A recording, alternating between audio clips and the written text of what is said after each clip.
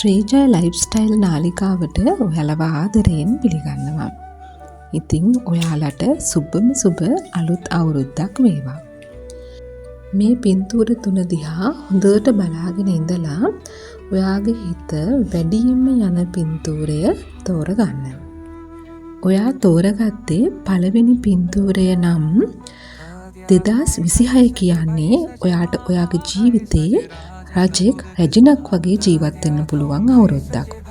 ඔයාගේ ජීවිතේ කවදාවත් අත්නවිඳපු මූල්‍ය ස්ථායීතාවයක් ඔයාට අත්පත් කරගන්න පුළුවන්. මිනිසුන් අතර ඔයාගේ කීර්ති නාමය වැඩි වෙන සමාජයේ හොඳ නමක් දිනා ගන්න පුළුවන් අවුරුද්දක්. කරන කියන හැම වැඩක්ම ගඟට ඉනි කැපුවා වගේ වුණා නම් පහුගිය අවුරුදු වල මේ අවුරුද්දේ කරන කියන හැම වැඩක්ම කිරි ගහට එන්න වගේ සිද්ධ වෙන අවුරුද්දක්.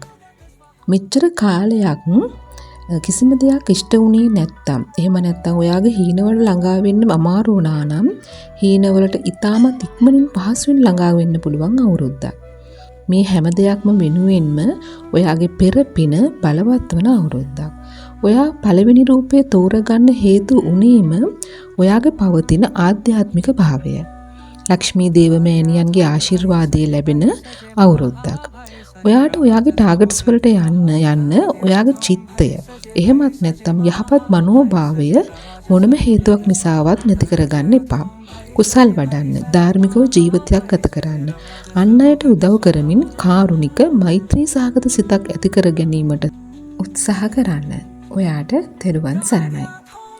ඔයා තෝරගත්තේ දෙවෙනි පින්තූරය නම් ඔයාගේ ජීවිතය වර්ණවත් පිටු පෙරලෙන අවුරුද්දක්.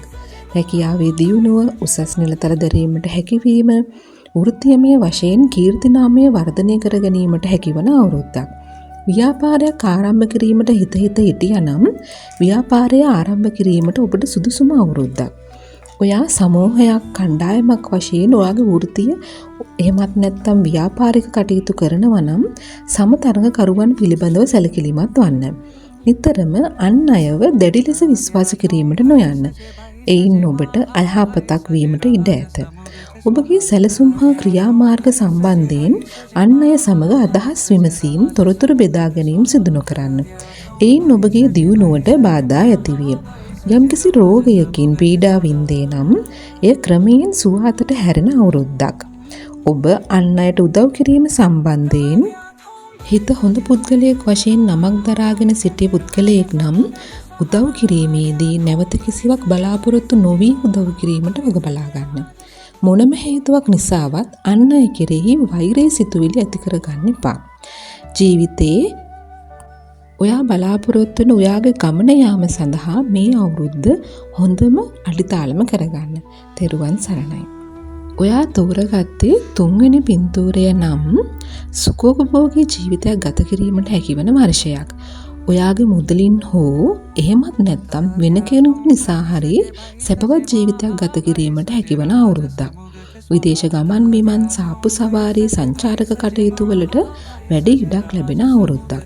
කොයිතරම් යහළු ඉහෙලියන් ඉඳියත් ඒ අතරින් ඔයාගේ ගමන වළක්වන කෙනෙක් ඉන්නවාමයි. ඒ නිසා ඒ අය සම්බන්ධයෙන් අවධානය යොමු කරන්න. ශරීර සෞඛ්‍ය සම්බන්ධයෙන් ටිකක් පීඩාකාරී තත්ත්වයක් ඇති වෙන්න පුළුවන් නිසා සෞඛ්‍ය පිළිබඳව සැලකිලිමත් වන්න.